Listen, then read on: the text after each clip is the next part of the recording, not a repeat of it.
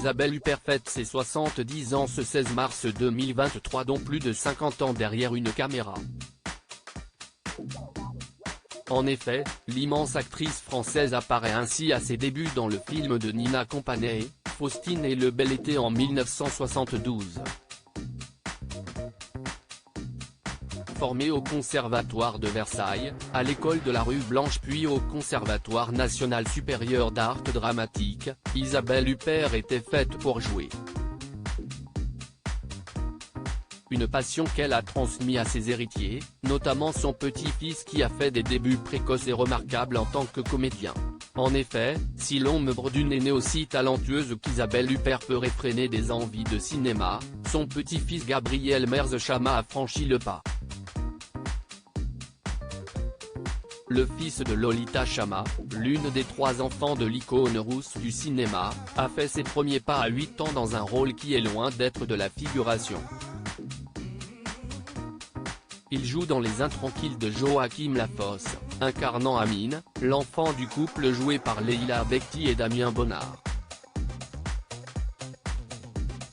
Inspiré par le récit autobiographique L'Intranquille de Gérard Garouste, cette œuvre bouleversante raconte l'histoire d'un peintre qui souffre de troubles bipolaires, ce qui a forcément des répercussions sur sa famille. Un trio d'acteurs qui a brillé sur le tapis rouge du Festival de Cannes en 2021. Précoce comme sa maman, le jeune Gabriel Merz-Chama a voulu apprendre son texte tout seul mais a été accompagné dans son parcours de comédien par sa maman Lolita Chama qui elle-même a débuté très jeune devant une caméra, elle l'a donc suivi avec bienveillance sur le tournage. En effet, elle a joué à seulement 5 ans avec sa mère dans Une affaire de femme.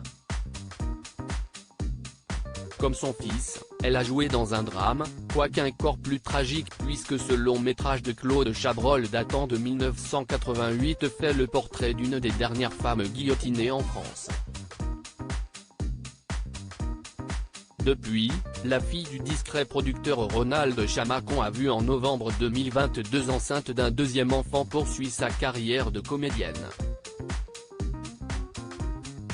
Dernièrement, on pouvait la voir dans EO, un film polono-italien réalisé par Jerzy Skolimowski inspiré du film français Au hasard Balthazar, 1966, de Robert Bresson.